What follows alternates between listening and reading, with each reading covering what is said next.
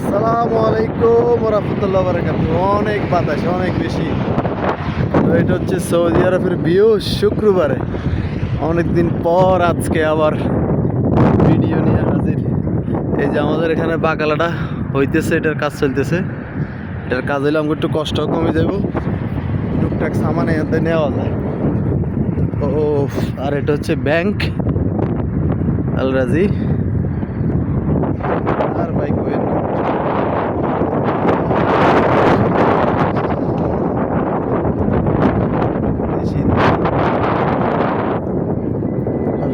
কি দারুণ একটা প্লেস।